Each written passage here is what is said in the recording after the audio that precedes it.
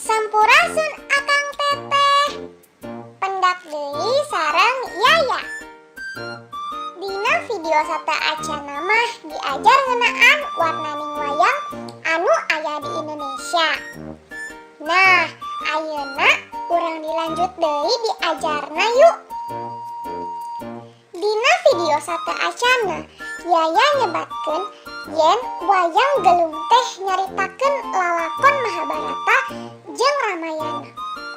Terangkan naon Mahabharata jeung Ramayana? Eta geuning anu kungsi ditayangkeun dina TV anu sok Indiaan. Ari Mahabharata teh nyaeta buku anu nyaritakeun lalakon Terah Barata. Ari Ramayana buku anu nyaritakeun Baratarama. Umurna eta buku teh leuwih ti 2000 tahun.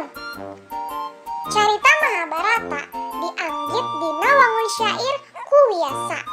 Panjangna aya 200.000 jajar atawa 100.000 sloka alias panjangna sadunya.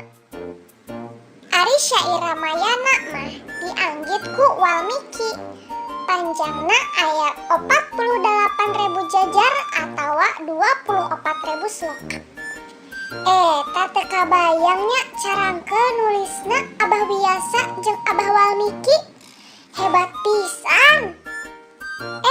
Tapi dina gurat badagna mah boh dina Mahabharata, boh dina Ramayana jejerna mah sarua bae. Nyaeta ngeunaan peperangan antara anu nyekel keadilan jeung anu murka. Dina Mahabharata anu nyekel keadilanna nyaeta Pandawa. Ari anu murkana nyaeta Kurawa. Sedengkeun dina Ramayana anu nyekel keadilan teh nyaeta Batararama. Ari anu murkana nyaeta Prabu Rahwana atawa Dasamuka.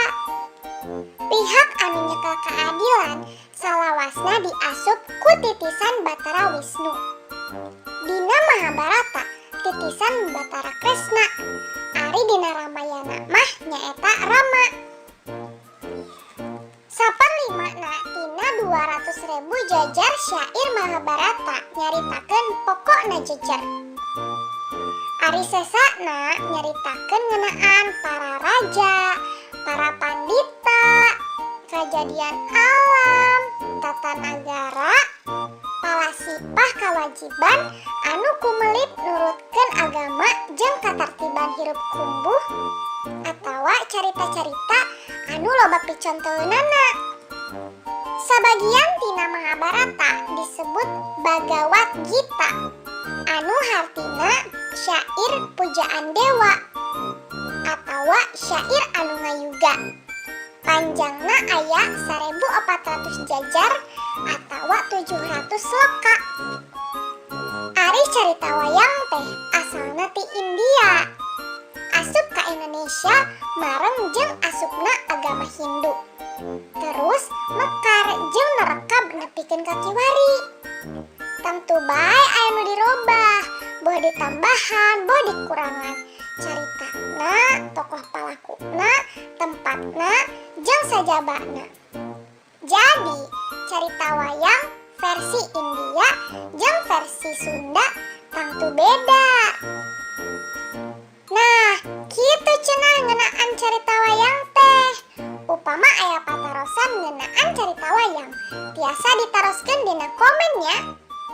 Ulah hilap di like